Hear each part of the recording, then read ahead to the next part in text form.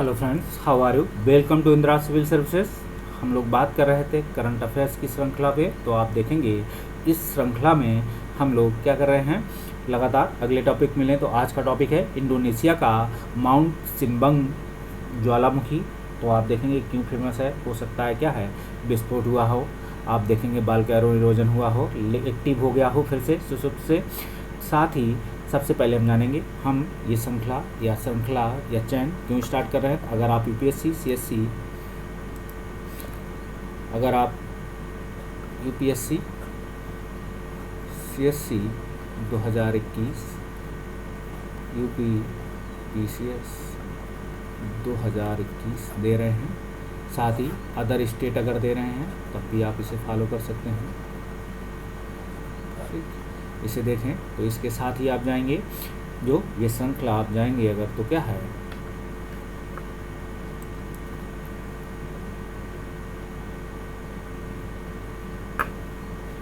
Pre commence के हिसाब से है।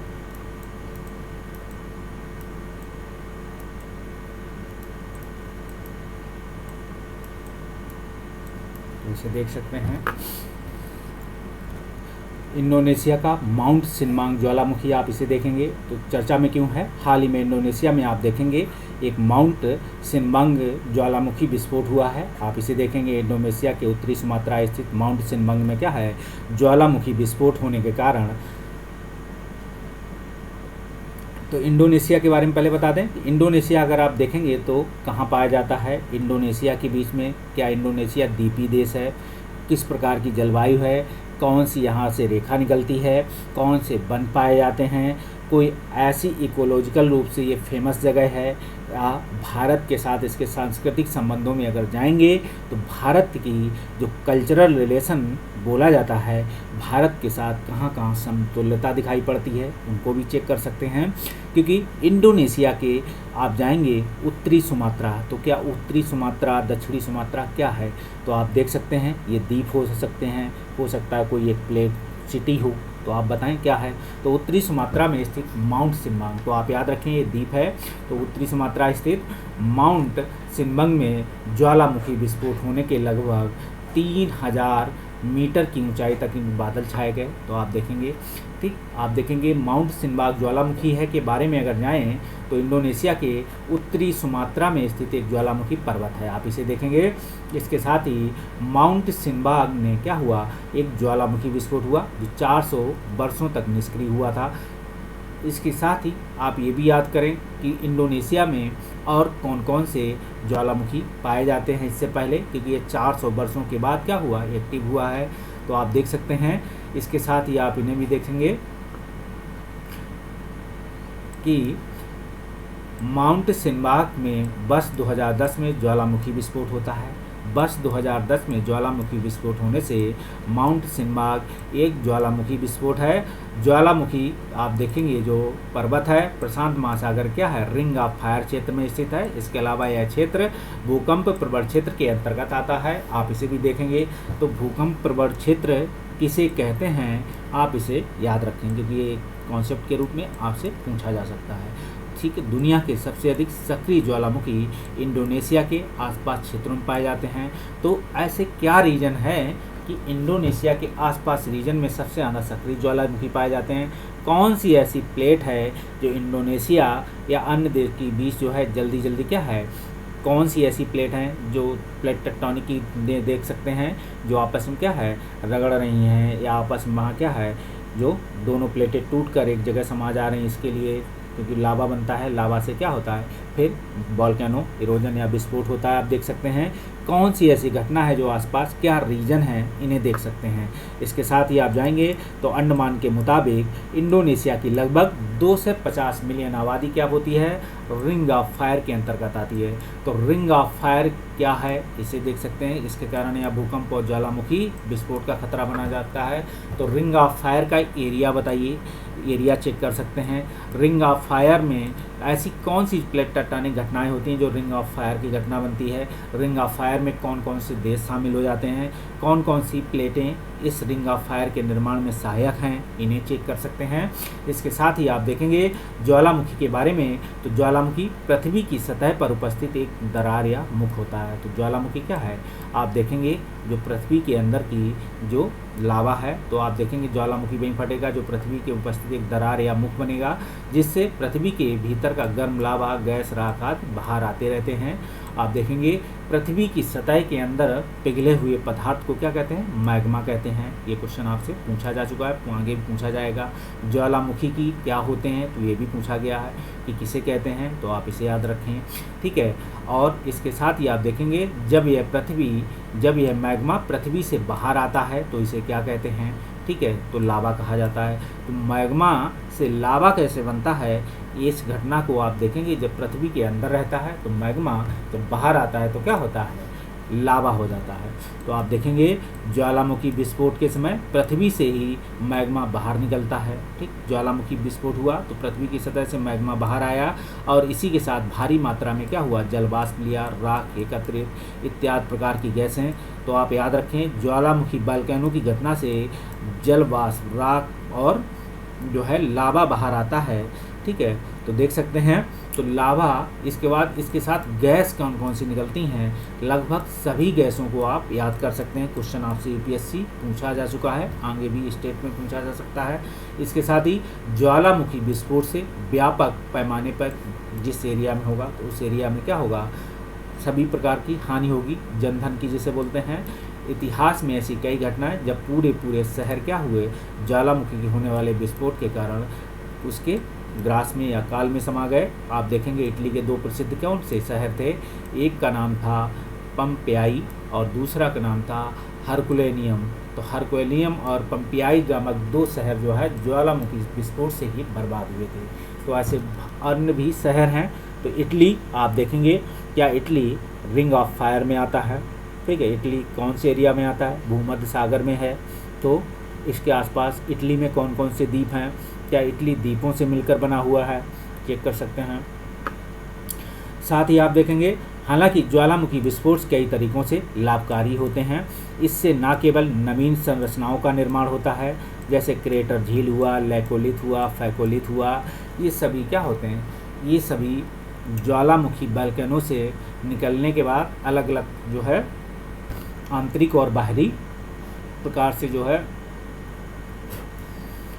इनकी संरचनाओं का निर्माण होता है। तो क्रेटर झील क्या ज्वालामुखी के अंदर होता है, फैकोलिथ किसे कहते हैं और लैकोलिथ किसे कहते हैं, ये क्या ज्वालामुखी के ये या जो वोल्केनो है उस एरिया के अंदर की घटी घटनाओं को फैकोलिथ कहते हैं कि बाहर की घटनाओं को कहते हैं।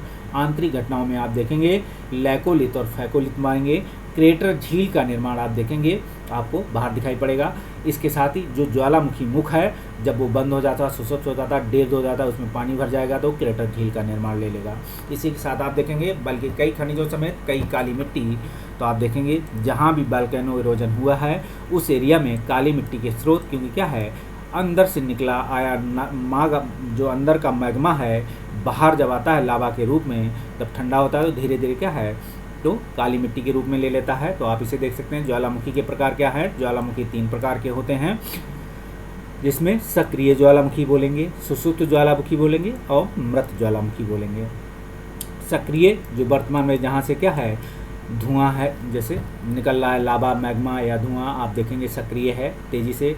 सुसुप्त का मतलब है सुसुप्त है, इन फ्यूचर आप देखेंगे क्या है एक्टिव हो सकता है, तो इसे देख सकते हैं कि इसे सुसुप्त।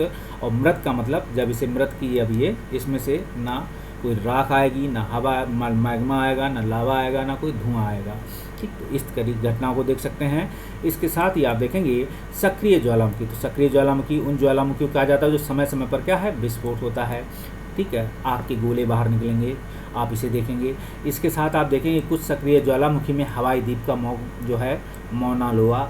तो सबसे पहले देखिए कि हवाई द्वीप कहाँ है, जिसमें मोना लोआ, सिसिली का एटना, स्ट्रोम्बली इटली का, ठीक है। तो सिसिली का एटना और स्ट्रोम्बली और इटली का वेसुवियस, इक्वाडोर का कोटापैक्सी और अंडमान और निकोबार द्वीप सभी का बैरन द्वीप, अभी हमने अंडमान निकोबार द्वीप समूह पर चर्चा की थी, तो बैरन द्वीप जो है ज्वालामुखी, फिलीपींस का ताल ज्वालामुखी, ये सभी शामिल हैं किसमें, सक्रिय ज्वालामुखी। तो एक क्वेश्चन पूछा जा सकता है कि भारत में सक्रिय ज्वालामुखी पाए जाते हैं या भारत में सक्रिय ज्वालामुखी नहीं पाए जाते हैं, स्टेटमेंट आपसे हो सकता है। तो बैरन द्वीप आपको क्या है, जो सक्रिय ज्वालामुखी के रूप में जो है डिस्क्राइब किया है अभी, तो आप ध्यान रखें। इसके साथ ही ज्वालामुखी आप देखेंगे, सुसुप्त ज्वालामुखी उन ज्वालामुखी को कहा जाता है, वोल्केनो को कहा जाता है, जो बरसों से शांत पड़े होते हैं रहते हैं, लेकिन कभी भी उनसे क्या है, विस्फोट होने की संभावना बनी रहती है कि ये फट सकते हैं कभी भी, कुछ पता नहीं है इनका। संसार के निष्क्रिय ज्वालामुखियों में इटली का विसुवियस है, जापान का फ्यूजियामा है, इंडोनेशिया का क्राकाटोआ है, अंडमान निकोबार का एक नारकोंडम ज्वालामुखी है। तो कहा जाएगा कि भारत में जो है क्या है, सुसुप्त ज्वालामुखी नहीं पाए जाते हैं, या भारत में दूसरा स्टेटमेंट होगा कि भारत में जो है जो सक्रिय ज्वालामुखी नहीं पाए जाते हैं। दोनों ही स्टेटमेंट सही हैं, दोनों ही गलत हैं, या फिर इनमें से कोई नहीं, ऐसे पूछा जा सकता है। तो सक्रिय ज्वालामुखी भी है, और देखेंगे क्या है कि सुसुप्त ज्वालामुखी भी है, इसे भी देखेंगे। इसके साथ ही आप देखेंगे मृत ज्वालामुखी। तो मृत ज्वालामुखियों इसे कहा जाता है जो कई युगों से शांत है, आप इसे देखेंगे। विस्फोट होना बंद हो गया हो, ये भी देखेंगे। शरीर की कुछ मृत ज्वालामुखियों में म्यांमार का आप देखेंगे जो है पोपा है, अफ्रीका का किलिमंजारो है, दक्षिण अफ्रीका का चिम्ब्रेजो है, और हवाई द्वीप का मोनाको है, ईरान का कोह सुल्तान है। आपसे ये भी पूछा जा सकता है कि ये ज्वालामुखी नाम है, इनमें ये बताइए कि इनमें से कौन कौन से मृत ज्वालामुखी है, या इनमें से कौन कौन से सुसुप्त ज्वालामुखी हैं, या इनमें से कौन कौन से सक्रिय ज्वालामुखी हैं। इससे भी क्वेश्चन आपसे पूछा जा सकता है, आप इसके लिए भी तैयार रहें। अब बात करेंगे रिंग ऑफ फायर के बारे में। तो देखेंगे रिंग ऑफ फायर प्रशांत महासागर के चारों ओर एक ऐसा विस्तृत क्षेत्र है, तो आप देखेंगे जहाँ क्या है, विवर्तनिक प्लेटें आपस में आकर मिलती हैं। तो हमने आपको कहा था रिंग ऑफ फायर में क्या है, जो प्लेटें हैं, प्लेट टेक्टोनिक घटनाओं में विवर्तनिक प्लेटें हैं जो आपस में आके क्या है, मिलती हैं, और क्या है, टूट टूट कर नई प्लेट का निर्माण करने में सहायक बनती हैं। तो आप देखेंगे प्लेट विवर्तनिक प्लेटें आपस में आकर मिलेंगी। यहाँ विवर्तनिक प्लेटों के आपस में मिलने से क्या होगा, ज्वालामुखी विस्फोट या उद्गार तथा भूकंपी घटनाओं की निरंतरता बनी रहती है। इसीलिए क्योंकि जब कोई प्लेट आपस में टकराएगी या टूटेगी तो जरूर कुछ ना कुछ पृथ्वी पर घटनाएं या अर्थक्वेक जैसी घटनाएं या बाद रिंग ऑफ फायर जैसी घटनाएं, क्योंकि क्या है, जब प्लेट पिघलेगी टूटेगी तो मैग्मा का निर्माण होगा, और मैग्मा कुछ ना कुछ आपको विस्फोट के रूप में, कुछ वोल्केनो, राग, धुआं या गैस आप देख सकते हैं, बहुत सारे रूप में निकलता है। क्योंकि रिंग ऑफ फायर को परिप्रशांत महासागरीय मेखला कहा जाता है, तो सरकम पैसिफिक बेल्ट के नाम से जानते हैं। विश्व के लगभग 75% ज्वालामुखी रिंग ऑफ फायर में आते हैं यहाँ से, और Krakatoa Indonesia, mount Fuji Japan, saint Helena संयुक्त राज्य अमेरिका जैसे प्रमुख विश्व ज्वालामुखी जो है इसी क्षेत्र में पाए जाते हैं। तो आप देख सकते हैं पोपो कैटेपिटल जो मैक्सिको का है, पोपो कैटेपिटल रिंग ऑफ फायर में स्थित सबसे अधिक विनाशक ज्वालामुखी है। जब पोपो कैटेपिटल है, ये क्वेश्चन पूछा भी जा चुका, तो जो है सबसे अधिक विनाशक ज्वालामुखी रहा है, आप इसे भी देखेंगे। विश्व का सबसे गहरा ज्वालामुखी स्थान है मैरियाना खाई, तो आप देखेंगे जो प्रसिद्ध प्रशांत महासागर में मैरियाना द्वीप पर जो स्थित है, आप इसे देखेंगे। द्वीपीय देश है जापान, जो विवर्तनिक स्थिति से पृथ्वी के सबसे सक्रिय स्थानों में से एक है, आप इसे भी देखेंगे। रिंग ऑफ फायर के पश्चिमी किनारे पे स्थित है, तो आप देखेंगे कई ऐसी घटनाएं हैं, जैसे क्या है, विश्व का सबसे गहरा महासागरीय स्थान मैरियाना खाई या मैरियाना गर्त कहेंगे, जो प्रशांत सागर में बोला जाता है। तो देख सकते हैं पश्चिमी प्रशांत महासागर में मैरियाना द्वीप के पूर्व में स्थित है। दूसरा एक क्वेश्चन और कि प्रशांत महासागर का निर्माण कैसे हुआ, ऐसी घटना कहा जाता है कि इस एरिया पे क्या पृथ्वी का जो आज जो उपग्रह है चंद्रमा, ये कभी क्या था, जहाँ आज प्रशांत महासागर का गड्ढा है और पानी भरा हुआ है, यहाँ पे क्या था, यहाँ पे यही चंद्रमा रखा हुआ था, जो आज क्या है, ये उपग्रह के रूप में आपको आसमान में दिखाई पड़ता है। आप आर्कटिक में जाएंगे तो और बड़ा दिखाई पड़ेगा, आपको बड़ा सा देखना है। तो द्वीपीय देश जापान जो विवर्तनिक दृष्टि से पृथ्वी के सबसे सक्रिय स्थानों में से है, रिंग ऑफ फायर के पश्चिमी किनारे पे है, आप इसे देखेंगे।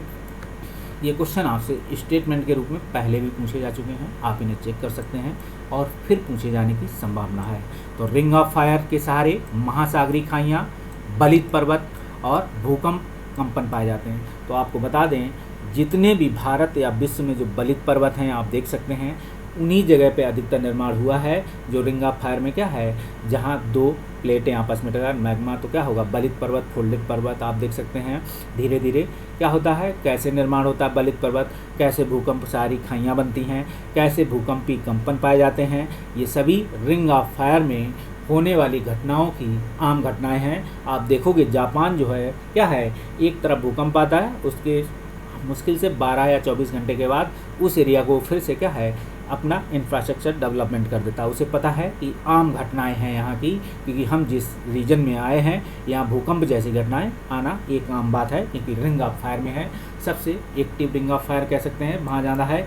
इफ्कू ज्वालामुखी के उत्तर पूर्व में आप देखेंगे एक इफ्कू ज्वालामुखी है, इसे आप देख सकते हैं, जो सैम्पेन छिद्र जल के अंदर एकमात्र ऐसा ज्ञात क्षेत्र है जहाँ तरल कार्बन डाइऑक्साइड पाई जाती है। तो इफ्कू ज्वालामुखी आपको ये बता दें कि सैम्पेन क्षेत्र है। सैम्पेन कहाँ पाई जाती है, एक सैम्पेन जनजाति पाई जाती है। ऐसा तो नहीं है सैम्पेन अंडमान में हो, ऐसा नहीं है। आप देख सकते हैं ये रिंग ऑफ फायर का ही क्षेत्र है इफ्कू ज्वालामुखी। और आप ये भी देखेंगे कि इफ्कू ज्वालामुखी एकमात्र ऐसा ज्ञात ज्वालामुखी है जो क्या है, जो अपना सी है, समंदर के अंदर पाया जाने वाला है। इसीलिए इसे कहा गया है कि जल के अंदर स्थित एकमात्र ऐसा ज्ञात क्षेत्र है जहाँ तरल कार्बन डाइऑक्साइड पाई जाती है। तो आप देख सकते हैं क्या इससे पहले की जो ज्वालामुखी पाई जाती हैं उनमें कार्बन डाइऑक्साइड नहीं निकलती, तो ऐसी कोई घटना नहीं नियर अबाउट जिसमें कार्बन डाइऑक्साइड ना निकलती हो, जो धुआं के रूप में जहाँ चीज़ें निकलती हों। क्योंकि तो देख सकते हैं जहाँ से धुआं निकलेगा वहाँ से कार्बन डाइऑक्साइड निकलेगी, ऐसा मान सकते हो। मिक्सिंग होगा ये अलग चीज़ है। तो देख सकेंगे तो इफ्कू ज्वालामुखी के उत्तर पूर्व में सैम्पन क्षेत्र तरल के अंदर स्थित जो है एकमात्र ऐसा ज्ञात क्षेत्र है जहाँ तरल कार्बन डाइऑक्साइड पाई जाती है। ये क्वेश्चन आपसे फ्यूचर में कभी पूछा जा सकता है। इनमें से कोई भी स्टेटमेंट कभी भी फ्यूचर में पूछा जा सकता है। आप देखेंगे connected commerce creating a road map for a digital inclusive Bharat. तो आप देख सकते हैं इसे क्यों चर्चा में है, क्योंकि हाल ही में नीति आयोग ने भारत के डिजिटल वित्तीय समावेशन, जो डिजिटल फाइनेंशियल जो इंक्लूजन पर एक रिपोर्ट जारी की है। ठीक है, तो देख सकते हैं समावेशन या की बात हो रही है। तो connected commerce creating a road map for a digital inclusive Bharat. तो ये रिपोर्ट किसने या तो ये पूछा जाएगा नीति आयोग ने जो डिजिटल वित्तीय समावेशन पर रिपोर्ट जारी की है, किसने जारी की है, तो नीति आयोग ने जारी की है। रिपोर्ट का नाम ये मान के चलिए पीसीएस वाले कहीं ना कहीं आपसे पूछ ही ले रहे हैं, समझ लीजिए क्वेश्चन आपसे 21 में पूछा जा रहा है और मेंस अगर पूछा है और यूपीएससी भी इसको आई होप पूछ सकती है। तो रिपोर्ट का नाम है connected commerce creating a road map for a digital inclusive Bharat. तो इसको याद रखें।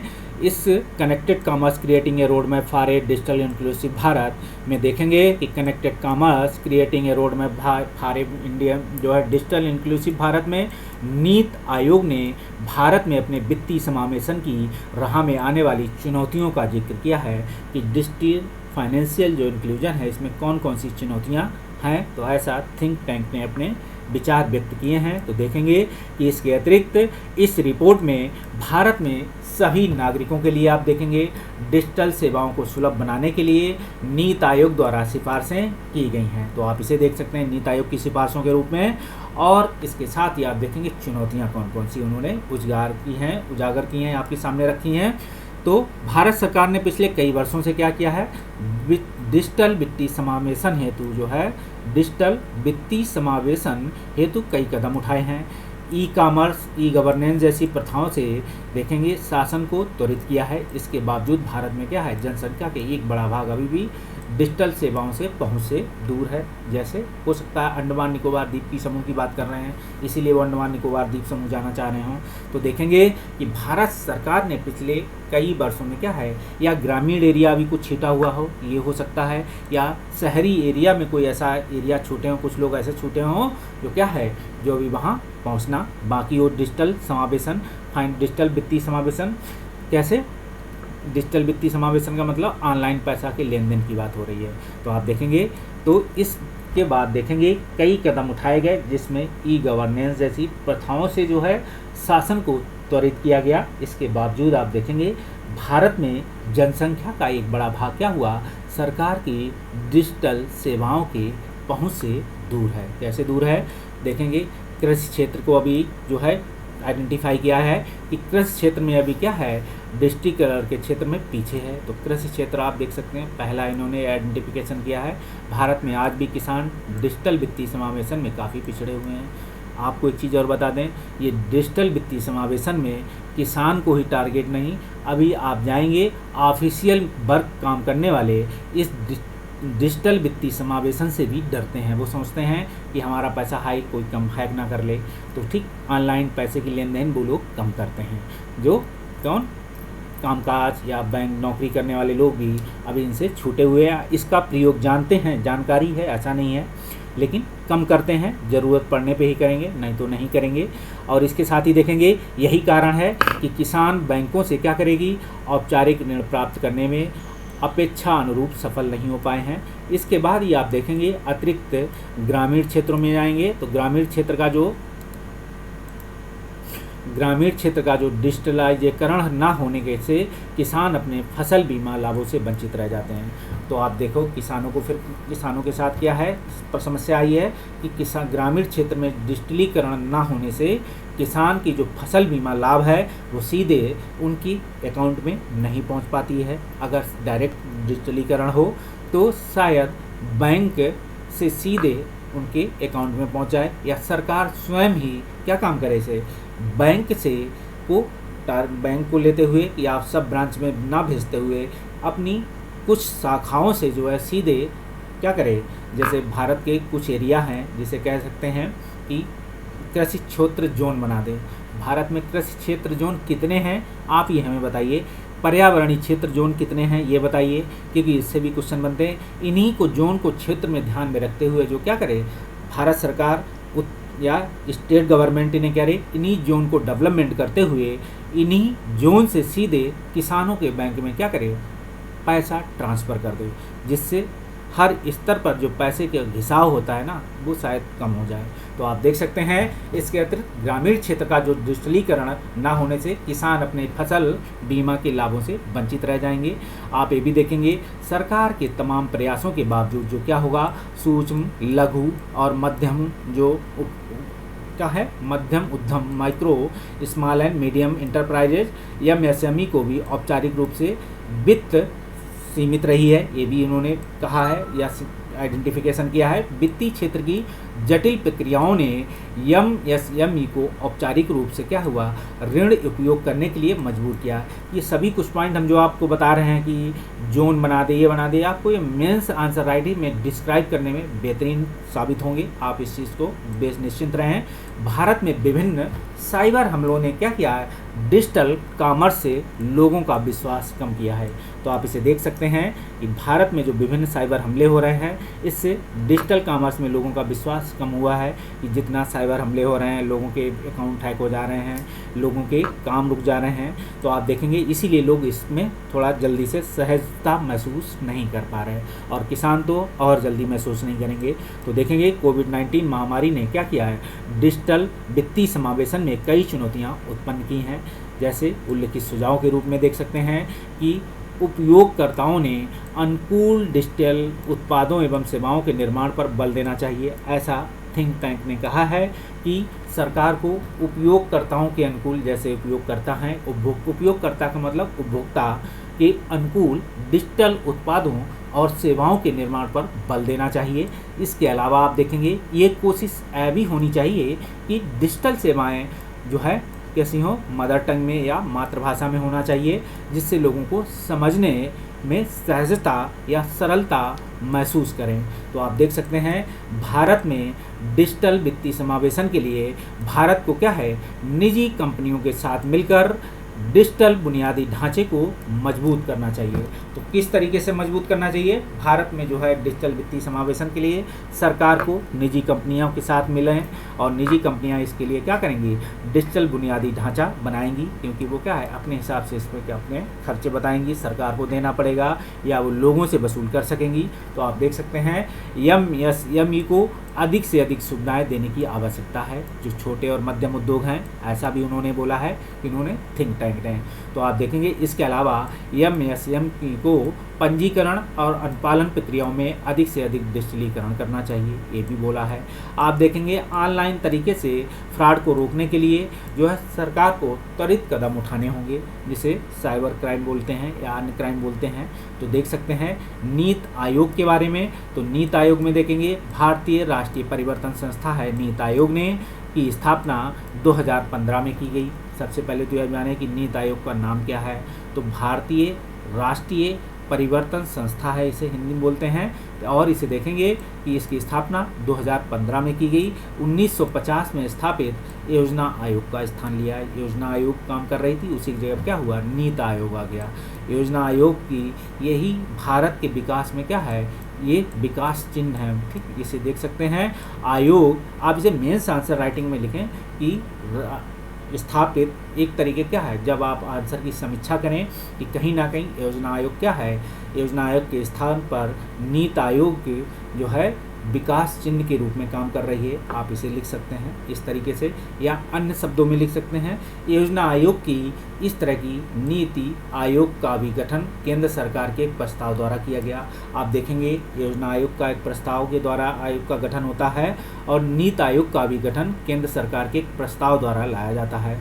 इसलिए यह ना तो संवैधानिक संस्था है ना ही विधिक। याद रखिएगा, कभी आपसे पूछा जाए कि योजना आयोग विधिक संस्था थी या है, तो है तो सवाल ही नहीं है, ठीक है, पास्ट में हो गई, थी भी नहीं, ठीक है, तो ना संवैधानिक है ना ही विधिक है, बल्कि ये एक संविधानोत्तर संस्था है। तो देखेंगे जिसकी प्रवृत्ति क्या है? एडवाइजरी है, सलाहकारी है।